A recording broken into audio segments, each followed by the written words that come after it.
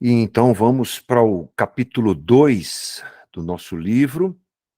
Deixa eu me mudar aqui, mudar minha tela aqui para você poder ver o que eu vou falar, né? Ver os slides aí, essa coisa toda.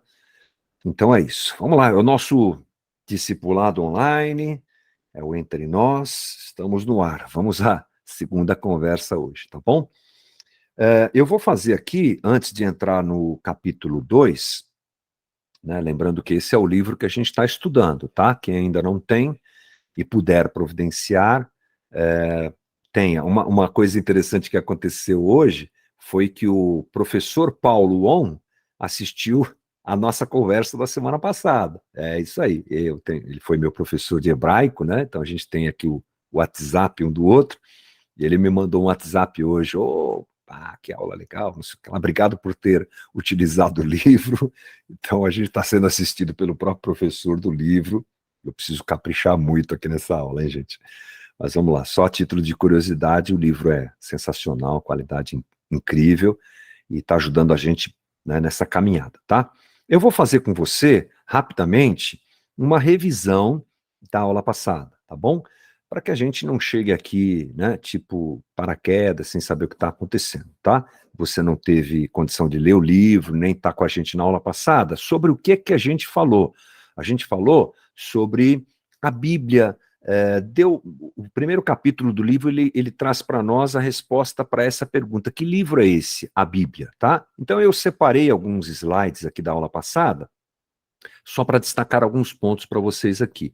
Eu acho que algumas coisas muito legais das que nós conversamos semana passada foi essa questão de nós sabermos que a Bíblia, ela não nasceu assim, né?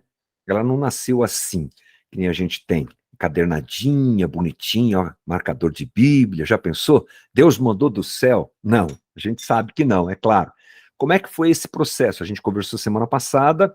Primeiro foi um processo de transmissão oral, para depois se tornar um processo de transmissão escrita. Na aula passada eu deixei muito claro que isso é uma coisa muito mais sólida e segura do que a gente imagina, porque hoje a gente vive na base da pouca memória, né? A gente não precisa usar memória, porque a gente tem o celular, a gente tem o Google que responde tudo. Então, para que eu vou decorar as coisas?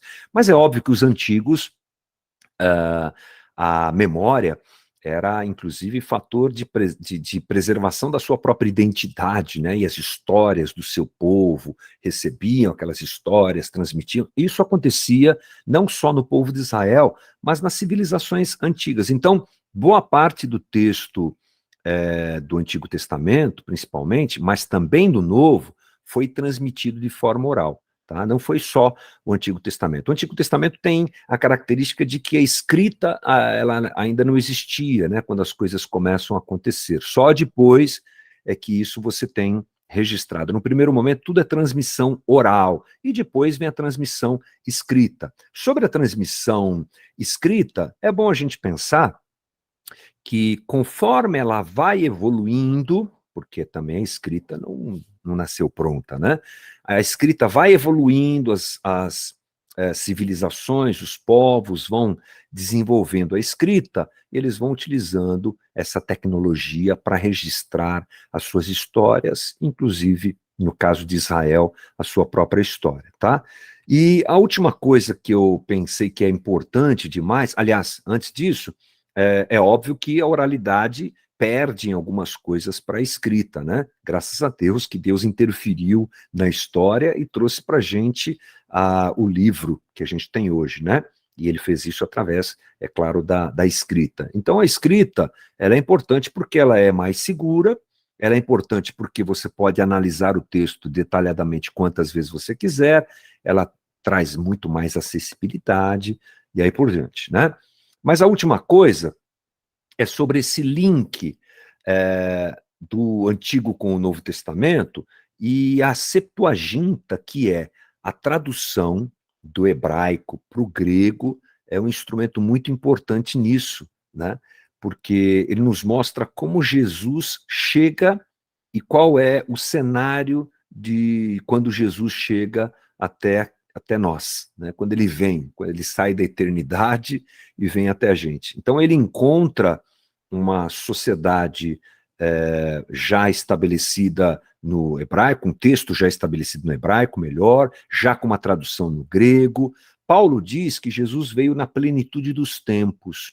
E esse termo, os estudiosos, eles entendem que é um termo que se refere ao fato de que a humanidade, o mundo, a tecnologia, a língua grega que dominava tudo naquela época, todo esse cenário era um cenário pronto para a vinda de Jesus, tá?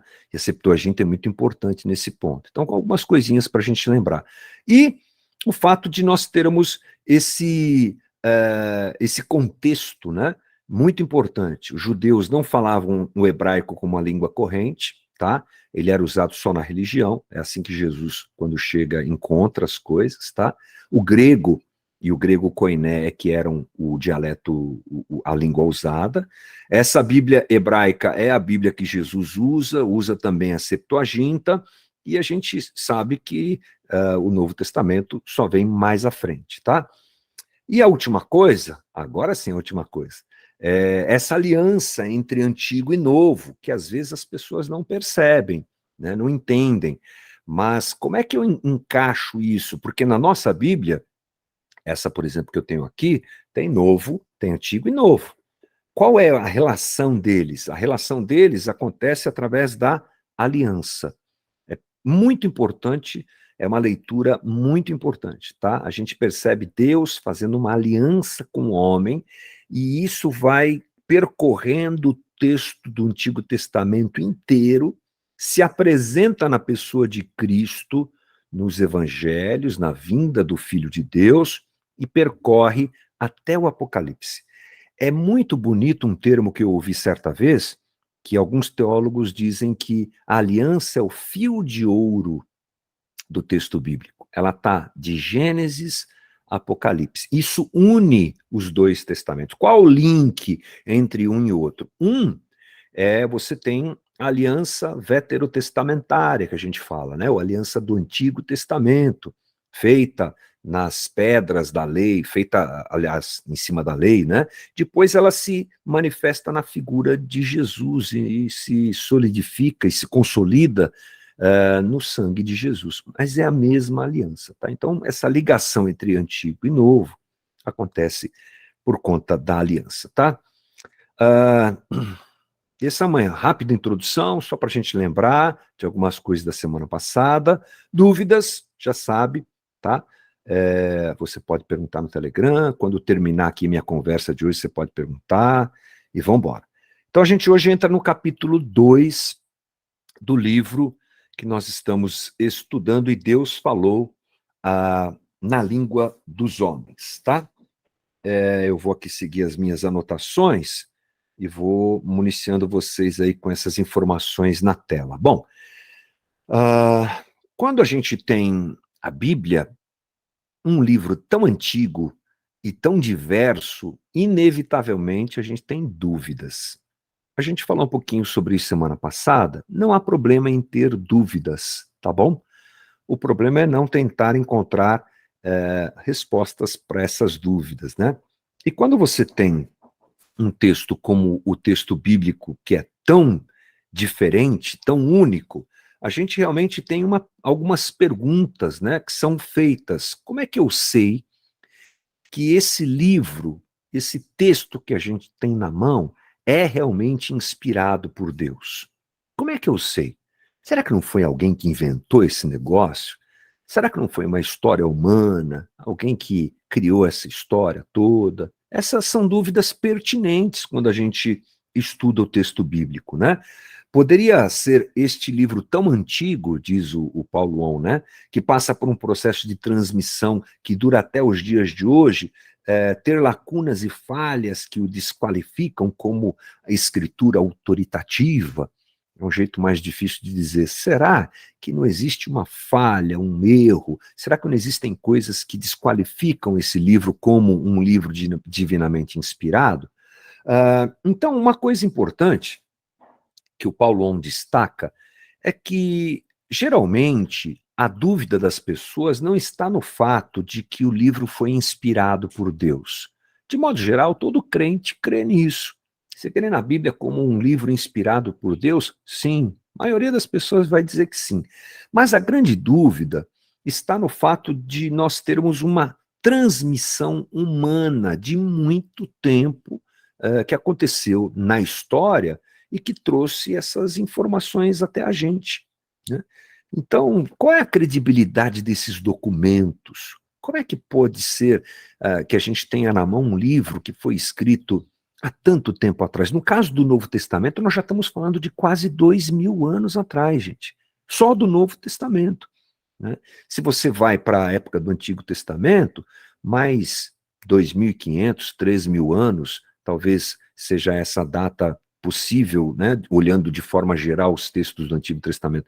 Como é que um texto escrito há tanto tempo passa por todo esse processo? Será que não houve uma alteração? Será que é séria essa história? Bom, então a ideia desse capítulo é essa, tá? É responder a seguinte questão: como os judeus e os cristãos reconheceram que os livros que nós temos hoje na nossa Bíblia são textos divinamente inspirados e revestidos de autoridade? Como é que eu posso ter certeza a respeito disso, né? Aliás, está na tela agora a pergunta que a gente fez. Então, é, há uma abordagem básica no capítulo sobre o cânone do Antigo e do texto, do Antigo Testamento e do Novo Testamento. Por que que a gente vai usar muito essa palavra cânone ou cânon? Por quê? Porque é isso que define esse conjunto de livros que a gente tem na mão, tá? Então, cânon, o que que é cânon? Não é Canon, tá? A minha câmera aqui na minha frente é Canon. Não, não é Canon, é Canon, tá bom? O Canon é a lista de documentos reconhecidos como autoritativos. É esse conjunto aqui que eu tenho na mão. Isso aqui é o nosso cânon, tá? São esses textos que são reconhecidos como inspirados por Deus. Eu fiz uma pergunta, inclusive, para o Paulon hoje, para tirar uma dúvida. Porque o cânon é a coleção de textos sagrados que molda a vida de uma determinada comunidade religiosa. E eu perguntei para ele se então outras religiões têm o seu cânon, né? E ele me disse que não.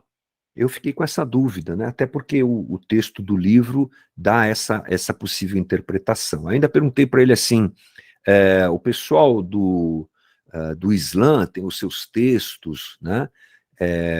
Será que aquilo também pode ser chamado de cânon? E ele disse: não, isso tem a ver só com o cristianismo. Então, cânon, esse conjunto de textos que é reconhecido como autoridade, como autoritativo, melhor dizendo, tem a ver só com a nossa fé, tem a ver só com o cristianismo, né? Então, quando você pensa em cânon, você precisa saber que todo documento incluso ou pertencente a essa lista é reconhecidamente autoritativo, de origem divina. Então, cada um desses livros que compõem a nossa Bíblia, que compõem o cânon da nossa Bíblia, ele é reconhecido como um texto divino, tá? É um assunto complexo, o próprio capítulo nos ensina isso. Existem divergências nas tradições cristãs a respeito disso, a gente vai chegar lá, mas o importante então é a gente abrir a aula sabendo que o nome dessa biblioteca, desse conjunto de livros é cânon, tá bom? Mas vamos começar pela palavra, né? Sempre é bom a gente começar pela palavra. A análise etimológica da palavra cânon, quando você ouvir a palavra etimologia, é assim, a raiz, de onde vem essa palavra, né? Então eu vou ler para você aqui. Diz, etimologicamente, cânon, essa frase, essa palavrinha esquisita aí, é grego, tá? Cânon é o empréstimo semítico de uma palavra. O que é isso, gente? É quando você tem uma língua e você vai lá e pega uma palavra dessa língua e traz para a tua língua só fazendo a transliteração. Então, por exemplo, a palavra cânon, ela é grega. que o pessoal fez? Pegou a palavra do grego, trouxe para o português, transliterou a palavra e ficou do jeito que ela é, tá? Eles poderiam usar, por exemplo, biblioteca ao invés de cânon, mas eles resolveram usar cânon, tá? Então vou começar de novo. Etimologicamente, cânon é o empréstimo semítico de uma palavra que hoje, originalmente significa junco. Olha que interessante, a palavra começa com junco, o significado dela. Por quê? Se lembra do papiro? Semana passada a gente falou sobre o papiro como um dos primeiros materiais, ou o primeiro material que foi usado para se escrever os textos, né? Os textos bíblicos, inclusive. Significa originalmente junco, mas passou a significar vara de medir e, por conseguinte, regra ou padrão ou norma. Então começa com junco, depois vira vara de medir, depois vira padrão ou norma. Isso é comum na língua, principalmente uma língua mais antiga, em que a palavra vai ganhando outros significados, tá? Seguindo, com o correr do tempo, passou a ter o sentido meramente formal de lista ou tabela. O vocábulo se referia ao conteúdo normativo, doutrinário e ético da fé.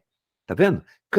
Cânon tem a ver com isso, conteúdo normativo, doutrinário da fé cristã. Por volta do século IV, passou a designar a lista de livros que constitui o Antigo e o Novo Testamento. Aí, as últimas palavras aqui são as mais importantes. Olha, este o último sentido que predomina hoje em dia. A palavra cânon passou a designar a coleção fechada, encerrada, de documentos que constituem a escrita autorizada. Então, aqui a gente tem a história da palavra, porque a gente precisa ter. Mas o mais importante é você saber. Cânon. Falou de cânon, você vai se lembrar. Ah, é o conjunto de livros que a gente chama de Bíblia, não é? E que tem autoridade divina, foram inspirados por Deus e assim são classificados, tá bom? Isso aqui é muito importante. Na sequência, como é que foi formado o cânon? Como é que é formado o cânon? Bom, a academia debate bastante esse assunto, diz o Paulo On, mas o Paulo trouxe um caminho interessante. Primeiro, ele diz que o cânon começa quando uma comunidade aceita o livro como escritura sagrada. Então, no caso dos judeus, foi assim. E no caso dos cristãos no Novo Testamento, foi assim também. Eles começam a ler, começam a entender que Deus está agindo através daquela escritura, e aquela comunidade diz, percebe e afirma que Deus é quem inspirou aquele texto. Ele diz que esse é um dos caminhos, tá? A segunda coisa é que os livros, eles devem ter uma importância histórica individual. E é o caso do texto bíblico, né? Se você olhar principalmente o Antigo Testamento, cada livro tem uma importância histórica muito grande individualmente, Novo Testamento também. Então, mais um ponto para a gente pensar na formação do cânon. Mas ele destaca que o ponto mais importante é a inspiração divina. Ele diz assim: a maior evidência da autoridade bíblica é o fato de as escrituras serem divinamente inspiradas.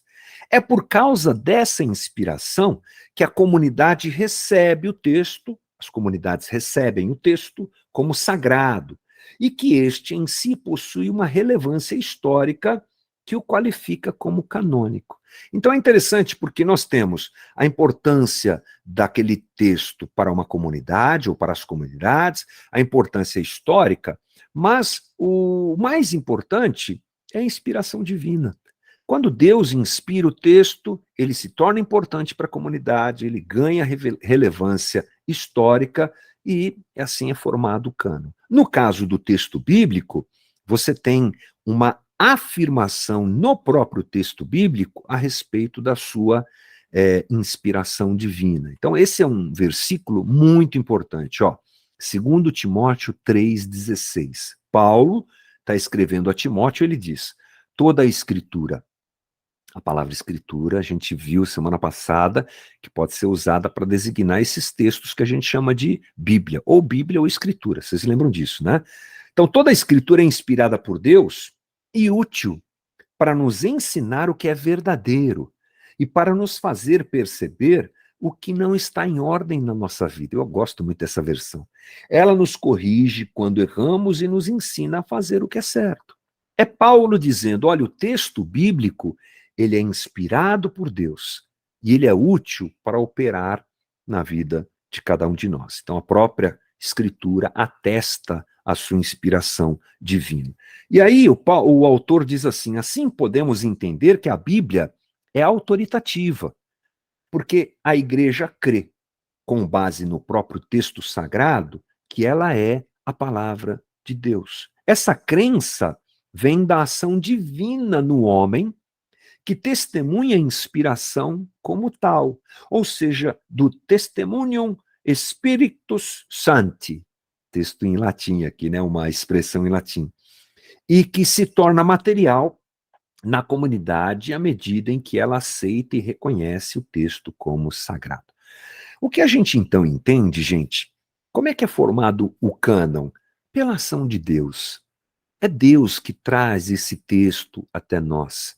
A comunidade recebe, a comunidade experimenta, a comunidade entende, a comunidade crê, justamente por uma obra do Espírito Santo na vida da comunidade, que aquele texto ele é inspirado por Deus. E aí a coisa acontece. Ou seja, tudo acontece porque Deus opera isso na história humana, fazendo o texto sagrado chegar até a gente, tá?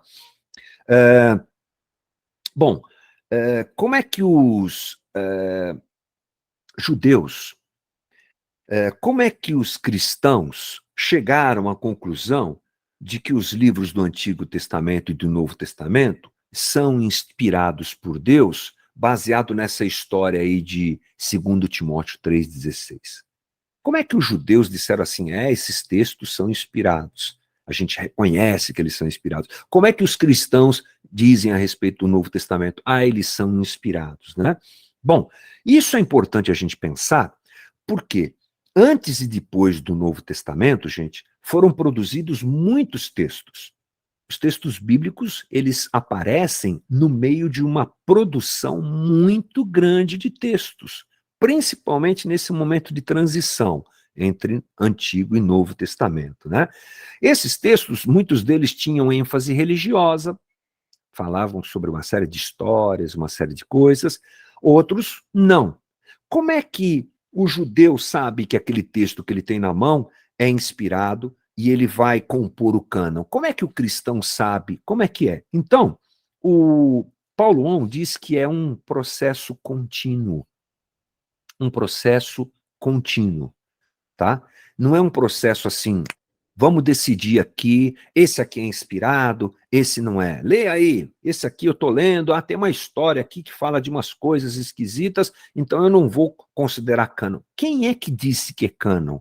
Quem é que disse que tal texto é inspirado e tal texto não é?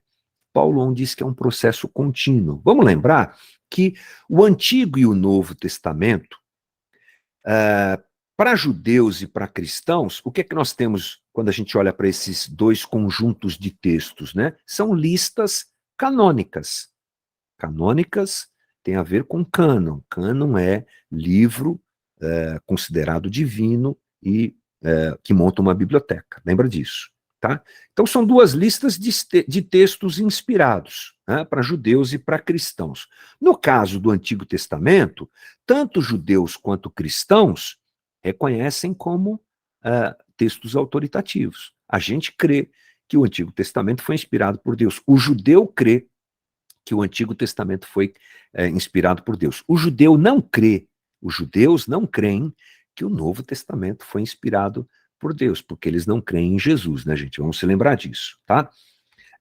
Então, como é que a coisa funciona? O Paulo On explica que os estudiosos creem que esse processo foi contínuo. Como assim? Deus foi trabalhando na história para que esse conjunto de livros com autoridade chegasse até nós. Não foi uma definição humana, gente. Foi uma definição divina. Deus operou usando pessoas, Deus operou usando situações para que isso chegasse até nós. Não tem está definido, esse aqui é inspirado, esse aqui não é. Não, é um movimento de Deus na história humana que faz isso acontecer, tá? Os cânones de ambos testamentos, portanto, não foram decididos em um dado momento histórico ou por meio de uma decisão monocrática. Não teve ninguém que disse que foi acontecendo, tá? Isso é importante porque, às vezes, quando você fala sobre esse assunto, vem na mente das pessoas a ideia de que os concílios foram usados para definir o texto bíblico e o cânon bíblico. O Paulo nos explica que não, né? Ele diz o seguinte: afirmar, por exemplo, que alguns concílios... O que é um concílio, gente? É uma reunião feita, eram reuniões feitas, ainda hoje, né? A gente usa esse termo de vez em quando, as igrejas mais tradicionais usam esse termo aí, né? É uma reunião para decidir coisas a respeito do dogma, da fé daquela igreja, daquela fé, daquela religião, tá? Então, afirmar, por exemplo, que alguns concílios ecumênicos da igreja, aí ele cita dois aqui, Nicéia e Calcedônia, lá no passado, criaram o cânon, não é de todo correto. Eles participaram do processo, mas não é de todo correto, já que os concílios já observavam princípios que vinham antes deles, dizendo que tal texto é autoritativo, é inspirado, tal texto não é. Tá bom? Então, mesmo falando dos concílios, que muitas vezes é o que vem na cabeça da gente, é o que você ouve aí, foi definido em tal concílio, não é bem assim. Né? Já havia um movimento de Deus na história para que isso acontecesse. Então, ele diz, o cânon, ele diz, citando Hermann Bavinck, o cânon não foi formado por algum decreto de concílio, decreto conciliar.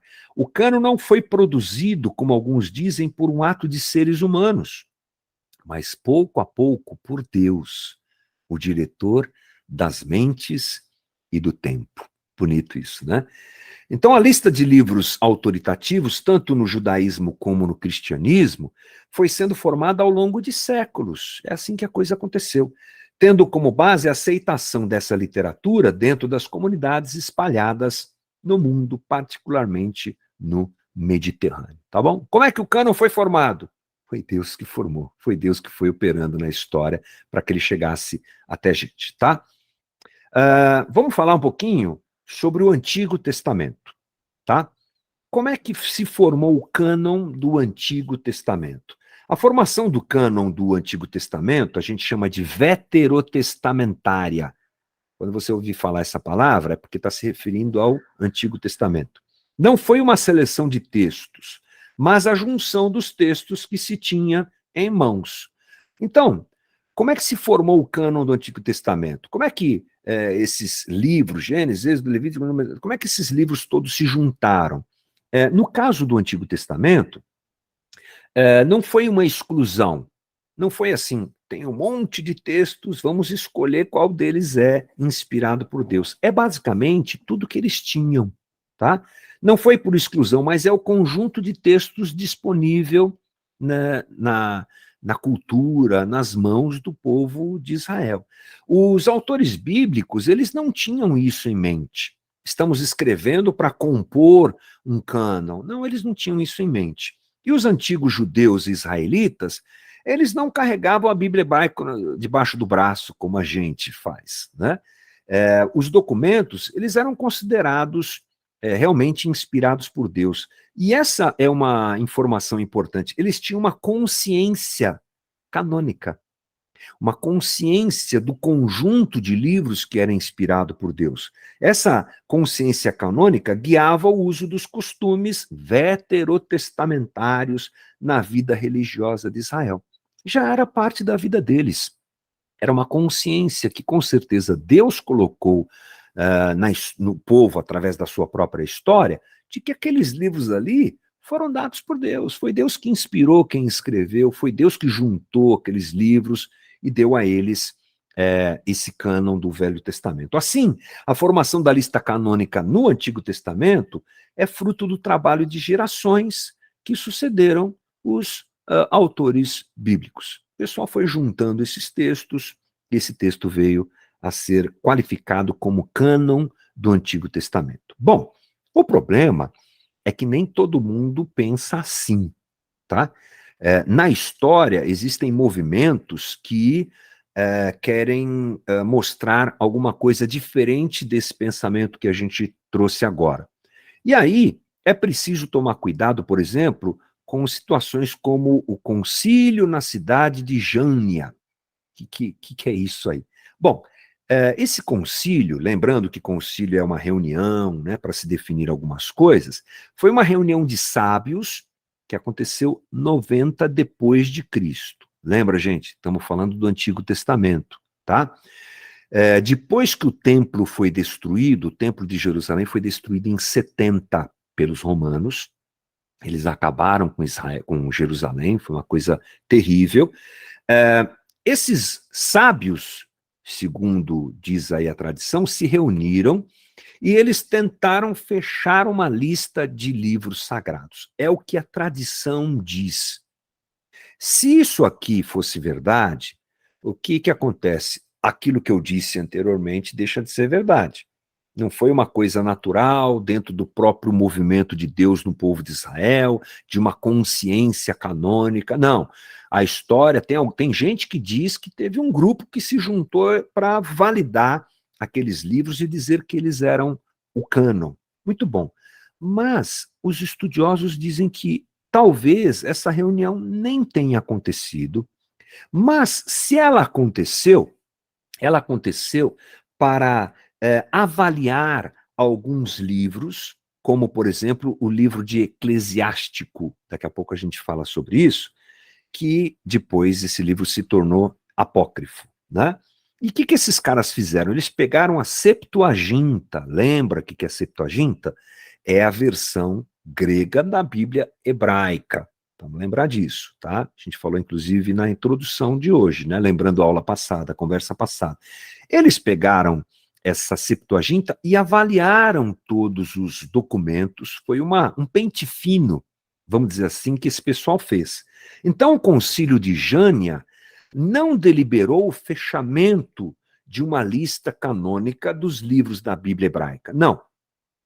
Eles simplesmente analisaram, mas simplesmente analisou o status dos documentos que já eram utilizados pelos judeus em suas práticas religiosas. Então, se um dia você estiver diante de alguém que diga assim, não, o movimento do cânon hebraico não foi tão orgânico assim, não foi Deus operando na história, teve pessoal lá do Concílio de Jânia, você vai dizer, não, no Concílio de Jânia, o que aconteceu foi que eles avaliaram o conjunto de livros já existente e determinaram que alguns ali não eram inspirados e tudo mais, mas o conjunto já existia, é disso que a gente está falando, tá?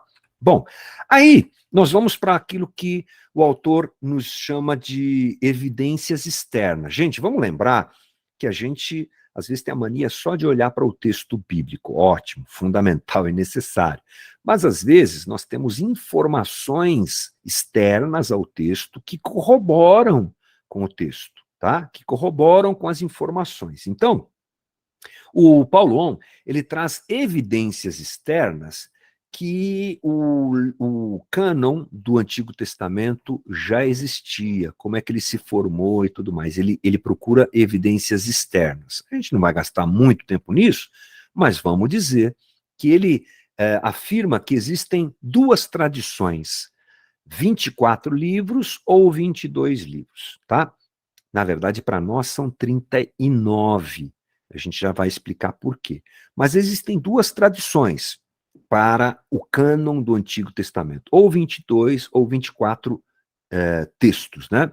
24 livros. Bom, para a ideia de que o cânon do Antigo Testamento tinha 24 textos, a gente tem um texto no próprio livro de Esdras, 14, 44 a 48, a gente não vai ler, mas depois você pode consultar. Ele cita também o registro tanaítico, Baba Batra 14b. Uau, o que é isso? Isso aí é o seguinte, é um registro dos sábios tanaítas, eram sábios rabínicos, que viveram entre 500 e 300 antes de Cristo e que produziram documentos. Eles não são documentos bíblicos, mas eles evidenciam, nesse caso aí, nessa citação aí, ó, registro tanaítico, Babatra 14b, tem lá um registro dizendo que o texto do Antigo Testamento hebraico tinha 24 livros, tá bom? É uma evidência externa de que o livro, de que o cânon bíblico do Antigo Testamento tinha 24 textos, tá? E aí, você tem a evidência de que o Antigo Testamento, as evidências de que o Antigo Testamento tinha 22 livros, são outras evidências. E aí, ele diz, referenciado em uma tradição grega do livro Jubileu, escrita por volta de 104 a.C., é mais uma evidência fora do texto bíblico, tá? E aí ele cita esse cara aqui, que esse cara aqui você vai sempre escutar falar dele quando você for estudar um pouquinho de teologia. Esse cara é Flávio Joséfo, tá? Vamos tocar no assunto aqui, depois eu explico por que é importante você saber sobre Flávio Joséfo. Ele diz assim, Flávio Joséfo, que viveu entre 37 e 100 depois de Cristo, menciona um cânon veterotestamentário de 22 livros. Simplesmente estivesse registrando aquilo que era senso comum, tá? Então, o próprio Flávio Joséfo também diz que o cânon bíblico do Antigo Testamento tinha 22 livros. Por que que a gente tem que falar do Flávio Joséfo? Ele é um judeu de cidadania romana que se torna historiador. Então, ele escreve muita coisa e sempre que a gente vai falar alguma coisa sobre história bíblica, a gente olha para Flávio Joséfo, porque é uma referência paralela ao texto bíblico, tá? E essa divisão também é acompanhada por Filo de Alexandria, é um filósofo judeu helenista e tudo mais. São referências externas de que o livro, o cânon bíblico do Antigo Testamento tinha 22 ou 24 livros. Bom, aí a pergunta é, 22 ou 24? E aí o texto diz o seguinte, o livro nos explica o seguinte, o número de 22 pode ser explicado pelo fato de que em algumas tradições textuais os livros de Esdras, Neemias e Ester eram registrados juntos, ou Ruth como parte de Juízes e Lamentações como parte de Jeremias. Então, em suma, a variação dos números 22 e 24 é explicada quanto ao arranjo dos livros e não propriamente quanto ao seu conteúdo. É só uma diferença, gente, porque em algumas tradições eles enxergavam alguns livros que estavam juntos. Em outras tradições, aqueles mesmos livros estavam separados. Nada mais. Ou a pergunta que não quer calar, depois de você ouvir uma história aqui, uma explicação sobre o cânon do Antigo Testamento com 22 ou 24 livros, você fala assim, tá bom, mas na minha Bíblia, essa aqui que eu tenho em casa, tem 39 livros. Como é que a gente chegou a esse número? É só uma questão de divisão, tá bom, gente? O Antigo Testamento foi escrito em 22 rolos, mas contém 39 livros. Então, na hora que isso foi montado para chegar até nós, eles dividiram em livros. Aí eu coloquei uma tabela aqui para a gente perceber como é que era essa divisão feita no texto bíblico do Antigo Testamento, tá? Então você tem Gênesis, você tem os livros da lei, com Gênesis, Êxodo, Levítico, Números e Deuteronômio. Aí você tem os profetas, a divisão deles era assim, profetas anteriores, Josué, Juízes, 1º e 2º Samuel juntos, tá vendo? Já é diferente do nosso. 1º e 2º Reis juntos, diferente do nosso também. Depois você tem os profetas posteriores, Isaías, Jeremias, Ezequiel, profetas menores, Oséias e, profetas posteriores, profetas menores, aí eles juntam tudo. Oséias, a Malaquias, tá tudo junto, tá? Eu não fiz a divisão direitinho na tabela aqui, mas dá para você entender, né? E depois você tem os escritos, que são divididos com poéticos, salmos, provérbios, Jó, 5 rolos: Cantares, Ruth, Lamentações, Eclesiastes e Esther, e os históricos Daniel, Esdras e Neemias juntos, e Crônicas. Então aqui você tem essa distribuição dos 22 rolos, né, que depois se tornam 39 livros para nós. Bom, outra divisão dentro do cânon, gente, que é muito importante, é a divisão que eles chamam de tripartite. O que é isso? É uma divisão em 3 partes, prioritariamente conhecida ou muito importante dentro do cânon bíblico do Antigo Testamento. A primeira divisão é aquela que a gente mais conhece, que é a Torá. Torá é a lei. A lei, a Torá é composta pelos 5 primeiros livros da Bíblia, que a gente inclusive tem também igual: Gênesis, Êxodo, Levítico, Números e Deuteronômio, tá? Isso se chama Torá. Então, é chamado de a parte da lei, não é? É a lei dentro da Bíblia hebraica. Depois, você tem profetas. E do ladinho aí está o nome hebraico, Nevim, porque quando você for estudar um pouquinho de hebraico, alguém vai te lembrar desse nome aí, profetas. É o grupo de livros que compõe essa parte da Bíblia hebraica chamada profetas. E depois os escritos, tá? É aquela a tabela que eu mostrei agora há pouco para vocês. Ela mostra claramente essa divisão aí, tá? Bom, essa divisão, ela é confirmada, e aqui mais uma vez uma referência histórica: o apócrifo eclesiástico escrito entre 190 e 124 a.C. confirma esse tipo de coisa. O próprio Novo Testamento, Jesus fala dessa divisão bíblica do Antigo Testamento. Olha que legal. Jesus, falando sobre o Antigo Testamento, diz assim, Lucas 24, 44. São estas as palavras que eu lhes falei, estando ainda com vocês. Era necessário que se cumprisse tudo o que está escrito a respeito de mim na lei de Moisés, primeira divisão, nos profetas, segunda divisão, nos Salmos, terceira divisão. Pronto, o próprio Cristo, o próprio Jesus, reafirma essa divisão tripartite do texto bíblico. E aí, a gente pode finalizar essa parte dizendo o seguinte: atestar a divisão tripartite da Bíblia hebraica é importante, pois há uma certeza consolidada ao longo do tempo, quando os últimos livros do cânon hebraico foram concluídos, de que cada divisão possui uma quantidade determinada de livros. É bom saber que a Bíblia hebraica ela tinha 22 ou 24 rolos ou livros, que ela tinha uma divisão de livros diferente da nossa Bíblia, que hoje tem 39, que ela tinha também uma divisão tripartite em 3 partes. Isso tudo, ao longo do tempo, com a análise dos estudiosos, foi confirmando que já no decorrer da história, o cânon bíblico, o cânon do Antigo Testamento foi formado, e por isso que ele chega até nós de forma contínua e divina, como a gente já falou, tá bom? Outro texto, outra fonte importante de análise é o famoso grupo de manuscritos do Mar Morto. Já ouviu falar disso, né? Você conhece um pouquinho de Bíblia, já leu alguma coisa, você vai se deparar com isso aqui, tá? 1940 e pouco, devia ter trazido a informação, né?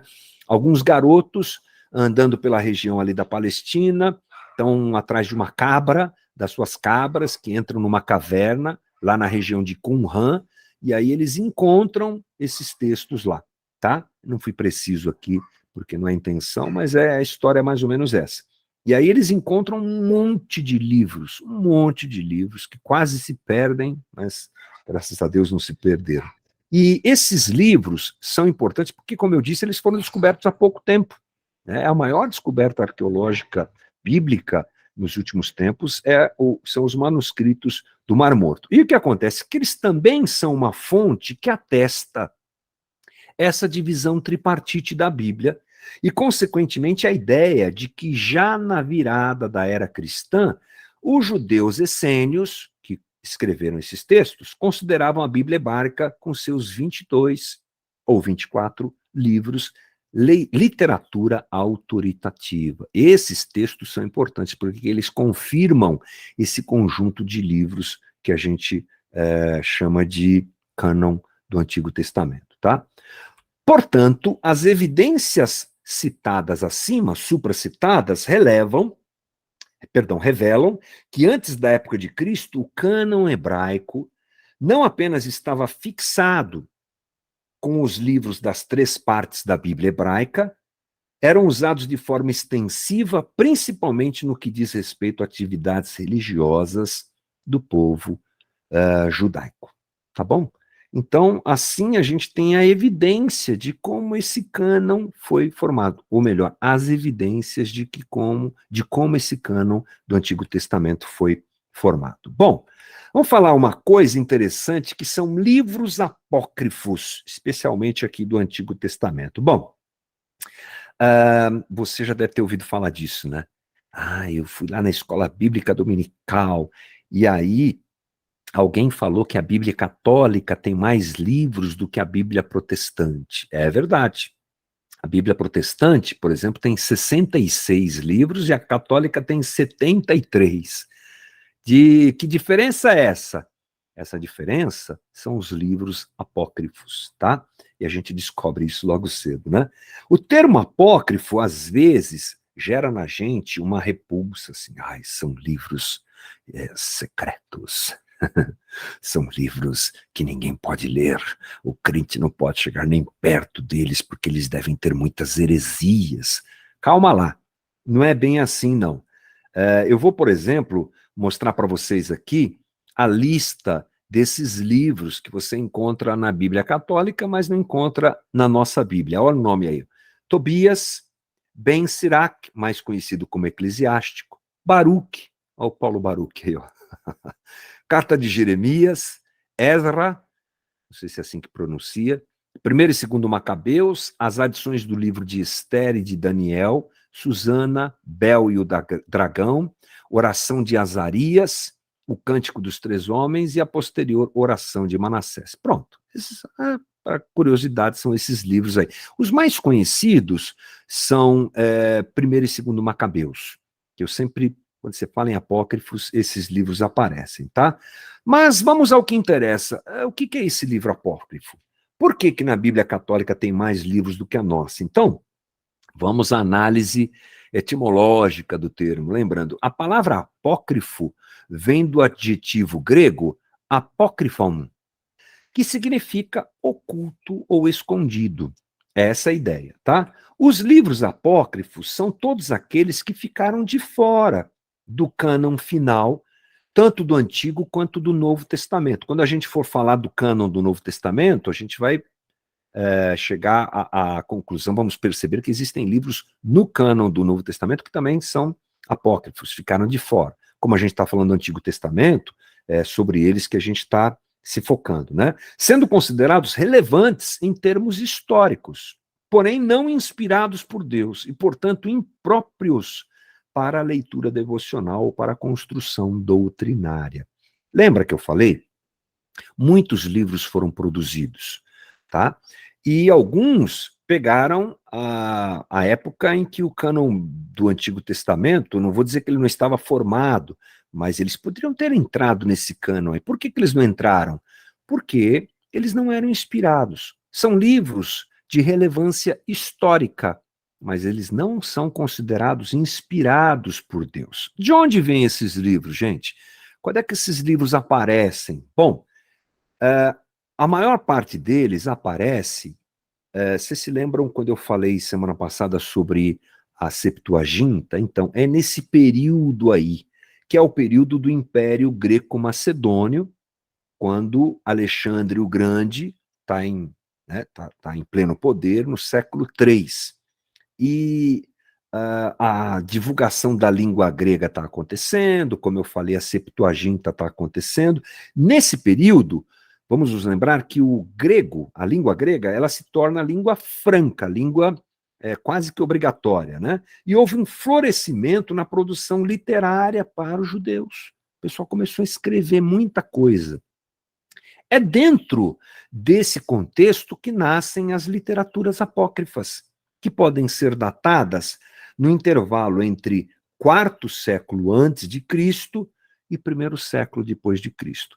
A própria conjunção histórica, a língua grega que facilitava as coisas, foram instrumentos para que a profusão de escrita do Antigo Testamento, dos livros apócrifos acontecessem. Mas eles não tinham inspiração divina. Agora, quem escreveu esses livros aí? A título de curiosidade, né? Quem escreveu esses livros? Bom, os livros apócrifos foram escritos por judeus que habitavam tanto a própria terra de Israel, Palestina, como aqueles que foram espalhados pela diáspora e que moravam na Macedônia, na Antioquia, na Síria hoje, na Alexandria, no Egito hoje, e talvez na Pérsia. Vamos lembrar, gente, o que é diáspora? Lembra que eu te falei? Quando você pega um termo meio diferente assim, é bom ir consultar, né? Então, o que é diáspora? A diáspora é o distanciamento que o povo judeu sofreu, um distanciamento forçado da sua terra natal. Né? É o exílio, é a expulsão deles, em razão das invasões dos povos inimigos e, consequentemente, fez com que eles fossem dispersos em várias partes do mundo. Então, quando você ouve falar de diáspora, é aquele movimento que, quando Israel é invadida, o povo judeu é espalhado. Esse pessoal espalhado escreveu parte dos livros apócrifos, mas também gente que estava lá em Israel, tá? Qual a língua que foi usada para escrever esses textos apócrifos? Alguns originais, possivelmente escritos em hebraico ou aramaico, mas a maioria foi escrito em grego koiné. O grego koiné, gente, é esse grego que a gente tem no texto bíblico de hoje, que de vez em quando a gente usa lá na Casa da Rocha para explicar alguma coisa, tá? Então eles foram escritos, a maior parte deles em grego. Sobre o que esses textos apócrifos falam?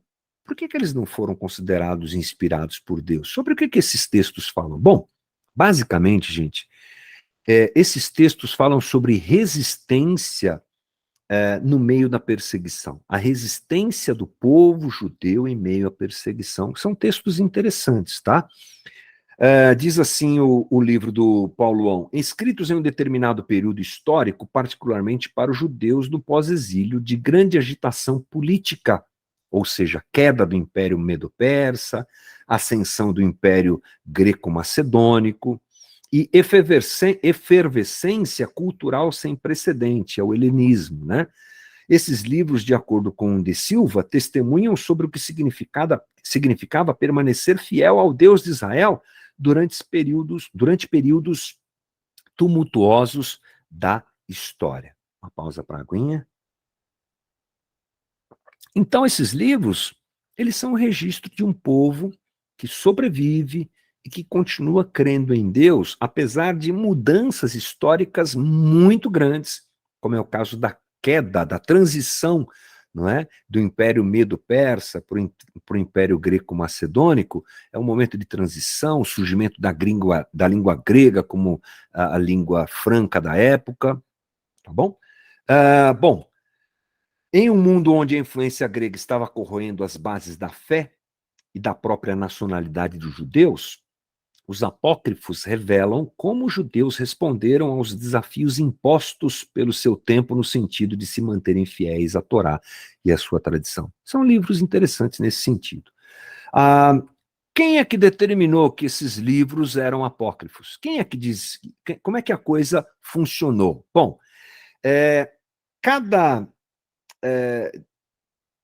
como é que eu vou dizer aqui? Povos, ou tradições, melhor dizendo, cada tradição agiu de um jeito diante dos livros apócrifos. Os judeus, por exemplo, não consideram nenhum livro apócrifo como canônico.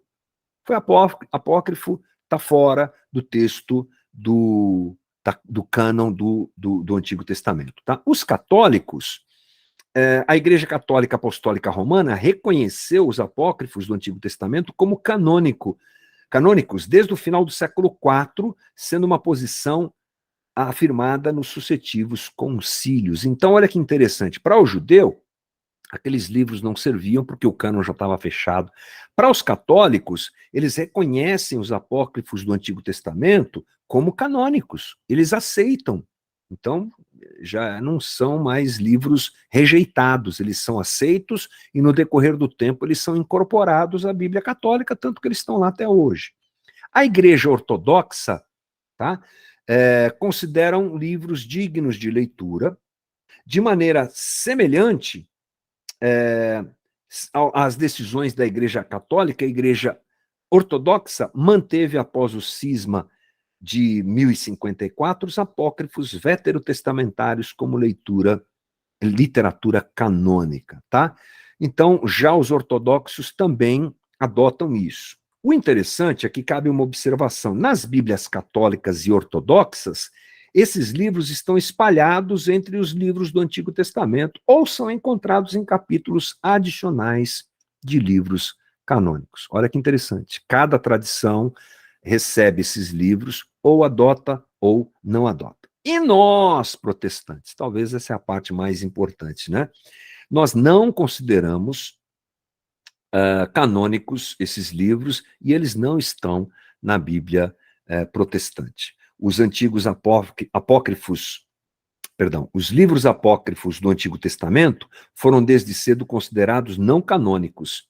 Embora muitas edições antigas e modernas das Bíblias protestantes tenham em seu corpo os livros apócrifos, eles foram relegados à categoria de livros para edificação e conhecimento pessoal. A gente não conversa considerando esses livros inspiração divina. Eles nem fazem parte da nossa Bíblia, né? Eles não estão na sua Bíblia aí, porque a gente não tem contato com eles a partir dessa perspectiva de livros inspirados. A pergunta é, eu posso ler esses livros? Será que eles podem me fazer mal? Será que é algum pecado? Será que é algum problema?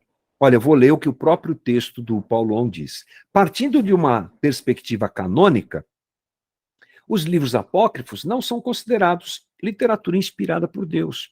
Só isso. Mas ainda assim, essa literatura é capaz de abrir uma grande janela por onde podemos espiar como era a vida e a fé dos judeus.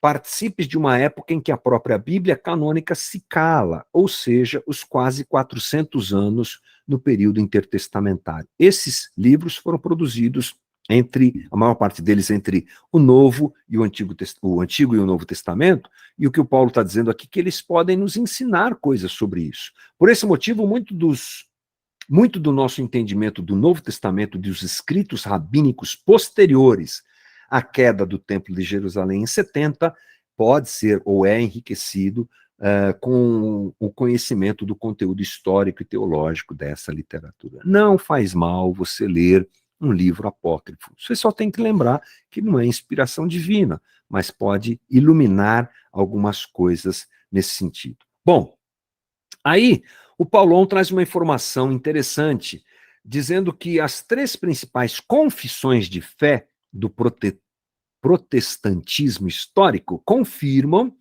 a exclusão dos apócrifos do cânon, tá? E aí ele diz quais são essas confissões. Vamos lembrar, gente, que confissão de fé é a declaração de fé que é feita em um período, e no caso do nosso caso aqui, tem a ver com a nossa fé, né? São confissões a respeito da fé cristã e reformada, né? Protestante. Então, ele cita a confissão belga de 1562, lá eles dizem que esses livros não fazem parte dos livros inspirados. Os 39 artigos da religião do anglicanismo de 1562, tá?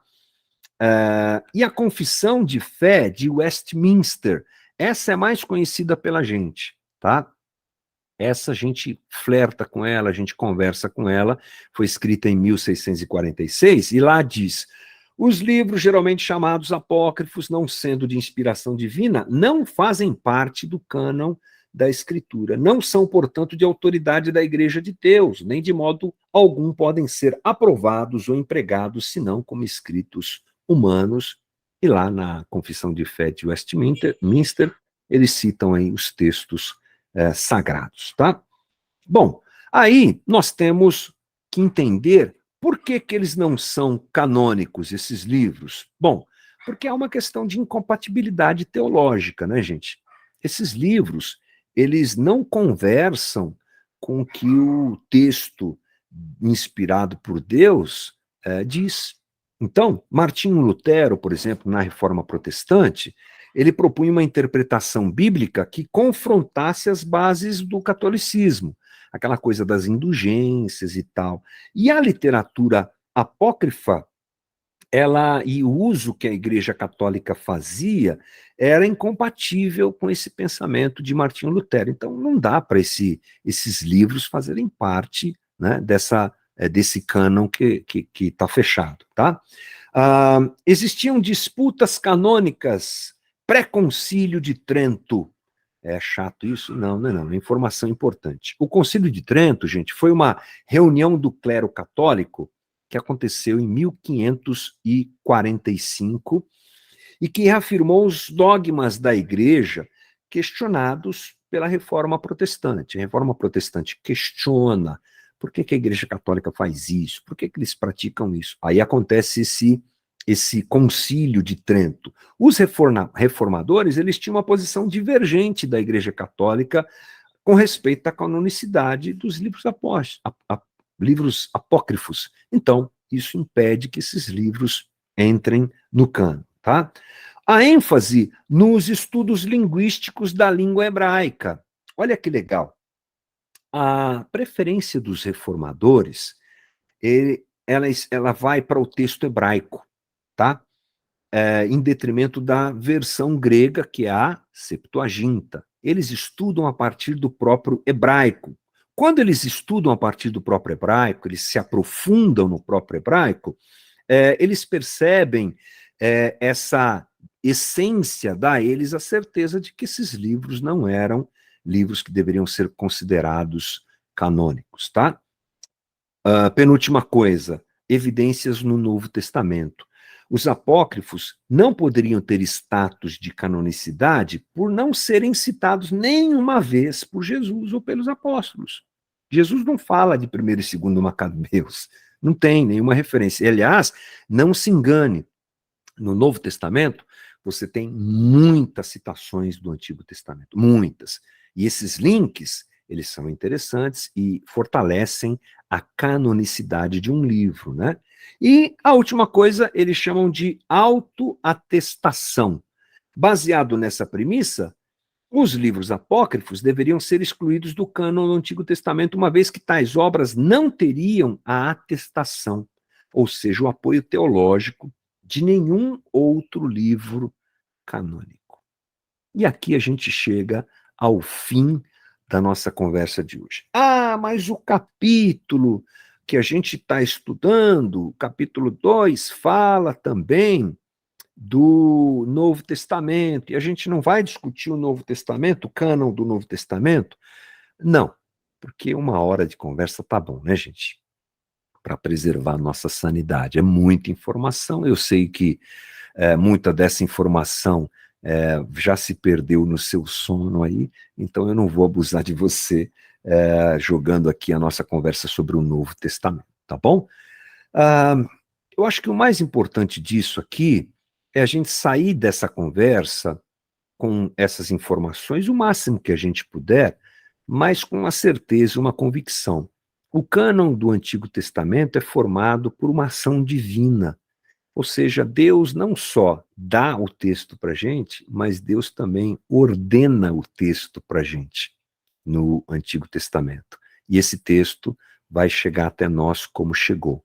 No meio do caminho, você tem a aparição de livros apócrifos, que não têm inspiração divina e que são excluídos do cânon, e isso está tudo certo, porque é assim que tinha que ser mesmo. Os reformadores fizeram a coisa certa, você pode ter certeza. Eu acabei a minha conversa com vocês e agora eu abro para possíveis perguntas. Se vocês tiverem, fiquem à vontade para a gente conversar e tirar alguma dúvida que vocês tenham. Eu queria fazer uma citação, porque desde a semana passada eu lembrei muito de um texto do C.S. Lewis no livro O Peso da Glória, isso daqui, Esse ainda não li ainda. e eu achei muito legal algumas coisas, né? Primeiro, a frase do Herman Bavinck, né? Quando ele termina, né? Mas pouco a pouco, por Deus, o diretor das mentes e do tempo. E o C.S. Lewis, ele coloca assim, né? É como ver algo entrando gradativamente em foco. Primeiro, está suspenso nas nuvens do mito e ritual, vasto e vago. Depois ele condensa, materializa-se e num sentido, torna-se pequeno, como um evento histórico na Palestina. Essa focalização gradual está em curso mesmo que dentro da própria tradição cristã. As tradições presentes nas narrativas do Antigo Testamento contém muitas verdades que estão expressas de uma forma que eu considero lendária, ou mesmo mitológica, suspensa nas nuvens, mas gradativamente a verdade se condensa, tornando-se cada vez mais histórica, de coisas tais como a Arca de Noé ou o sol parado sobre o vale de Aijalon. Você chega até as memórias da corte do rei Davi. Finalmente, você alcança o Novo Testamento, a história reina suprema e a verdade se encarna. E se encarna aqui, e se encarna. É aqui mais do que uma metáfora. Não é uma semelhança acidental que aquilo que, do ponto de vista da existência, é afirmado como uma forma. Deus se tornou homem. Deveria envolver, do ponto de vista do conhecimento humano, a afirmação. O mito se tornou fato. O significado essencial de tudo que existe desceu do céu, do mito para a terra da história. Ao fazer isso, ele parcialmente se esvaziou de sua glória como Cristo, esvaziou a si mesmo de sua glória para se tornar homem. E eu acho essa citação brilhante, eu acho isso incrível, né, do mito que se transformou em fato, e eu associo muito isso a esse processo de construção do cânon, né, porque às vezes, como mesmo foi colocado, né, que Deus vai dando ao povo a consciência canônica, e não que às vezes foi um livro que caiu assim e colocou. Então eu me lembrei dessa citação do Lewis. Valeu. O C.S. Lewis escreve algumas coisas bem difíceis de um jeito poético, né? Eu acho ele fantástico nesse sentido. E essa citação é legal, porque o fato de estar nas nuvens, né? Estar na eternidade, vir se manifestando na história, é o que acontece com a palavra. E Jesus é a palavra. Primeiro vem a informação, primeiro vem a história que vai se manifestando e tudo desemboca em Jesus, né? Isso é muito legal. Valeu, Jonathan. Muito obrigado pela contribuição, muito legal. Mas eu Meu fiquei na irmão, relaxa. dúvida. Depois você pode assistir. Mas só uma dúvida que eu estava falando sobre os livros apócrifos. Na verdade, assim, conta coisas que realmente aconteceu, ou a gente, na nossa visão, a gente não acredita neles? Como é que a gente tem que adotar nosso pensamento? Não, você pode acreditar neles no sentido histórico. Maria. Muitos deles têm conteúdo histórico. Então, por exemplo, eu citei aqui Primeiro e Segundo Macabeus, é um livro importante historicamente falando, tá? Outros contam histórias e lendas, assim, que são bem distantes daquilo que a gente crê. Então, obviamente, eles não têm essa validade, essa inspiração. Então, você pode ler, mas sabendo que eles não são livros inspirados por Deus.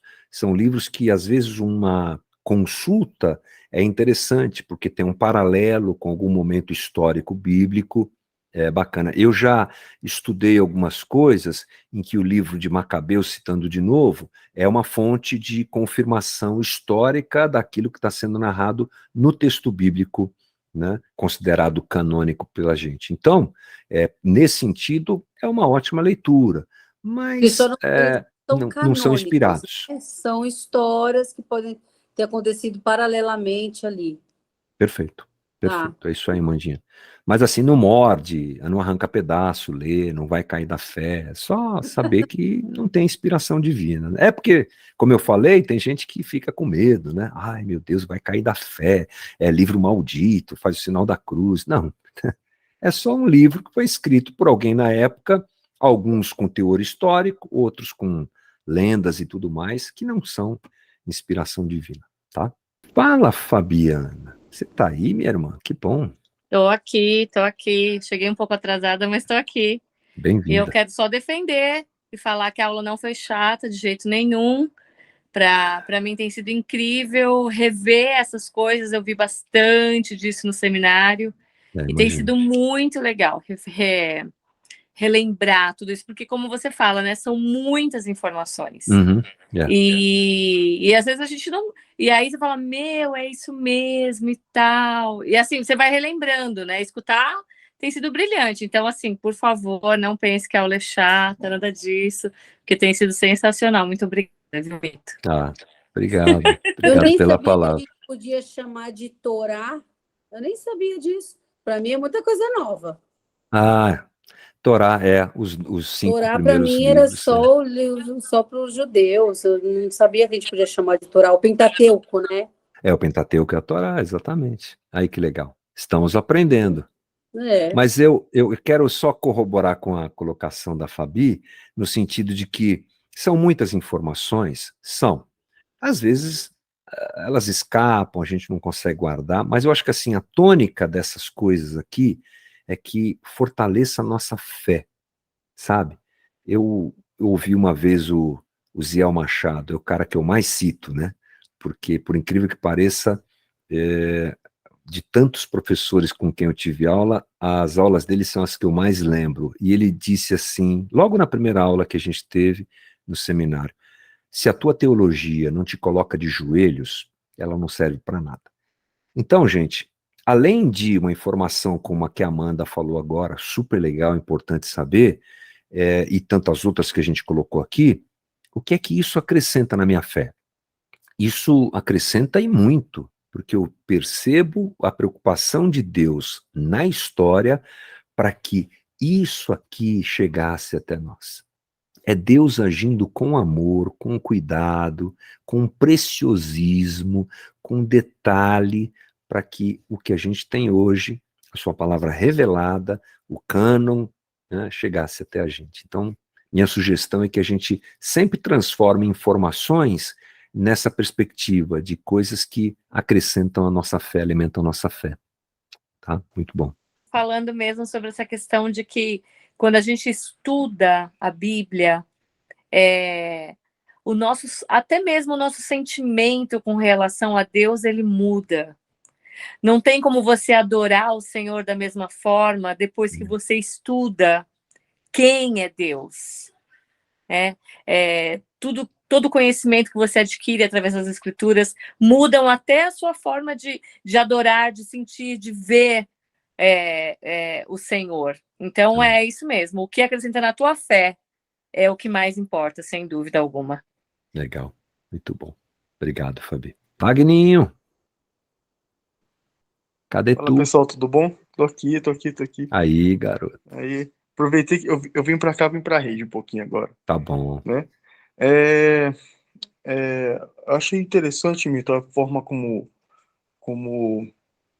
o escritor, ele deixou claro essa questão da desmistificação desses livros, né? Uhum. Eu acho super interessante isso. Agora, existe algum tipo de ligação entre esses livros? Ou seja, por exemplo, você explicou que ele não tem ligação dentro dos livros inspirados por Deus. Perfeito. Agora, você sabe dizer se existe uma ligação entre eles mesmo, assim, que una, assim, que liga um ponto, um acontecimento com o outro e tal? Wagner, eu nunca tive profundidade nesse assunto, né?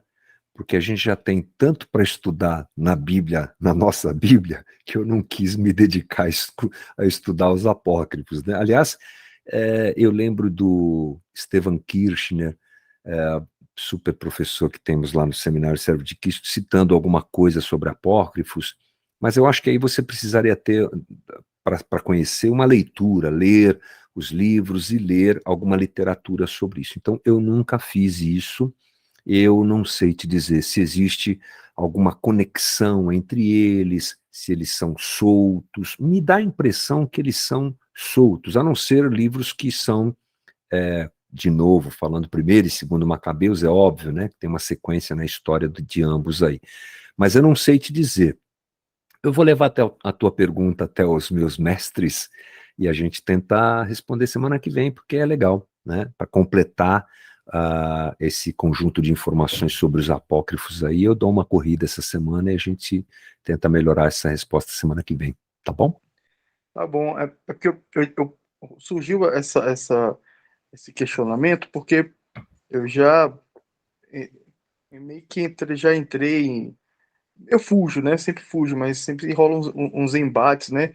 Entre a Bíblia católica e a Bíblia protestante. Aí o pessoal da Bíblia católica fala que a nossa Bíblia é incompleta e blá blá blá. É aquela história toda, né?